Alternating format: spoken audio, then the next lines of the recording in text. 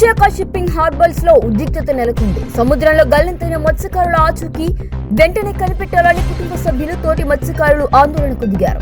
July 1న చేపల వేటకు వెళ్లిన బోటు జూలై 4న అలల దాటికి బోల్తా పడినట్లు అధికారులు గుర్తించారు.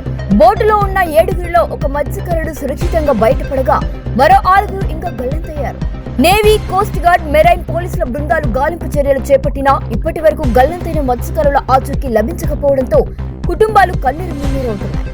ప్రభుత్వం తగినంత వేగంగా స్పందించడం లేదని మత్స్యకారులు ఆరోపిస్తున్నారు. మా వాళ్ళు ఎక్కడున్నారు, వెంటనే కనిపెట్టాలి అంటూ షిప్పింగ్ హార్బర్ వద్ద ఆందోళన వ్యక్తం చేస్తున్నారు. గంగపుత్రుల ప్రాణాల విషయంలో ప్రభుత్వం మరింత వేగంగా చర్యలు తీసుకోవాలని, బాధిత కుటుంబాలకు తక్షణ న్యాయం చేయాలని మత్స్యకార సంఘాలు డిమాండ్ చేస్తున్నాయి.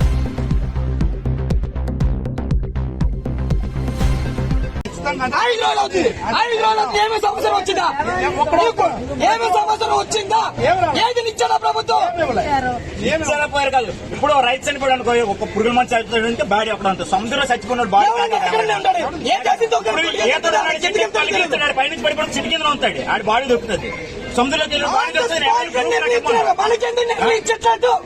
ఇప్పుడు అది మనం తేల్చుకున్నప్పుడు మంత్రులు వస్తాను తేల్చుకున్నాం. 5 రోజుల నుంచి బోట్లు కూడా ఆపుతారు. 5 రోజుల నుంచి అదే చెప్తున్నారు. తీసుకోవట్లేదు గవర్నమెంట్. మీకు తెలీదా? మీరు ఆడకెళ్ళలేదు అంతకు ముందు? మీకు తెలీదా? మీ బాగోలు జరగలేదా? చచ్చిపోయి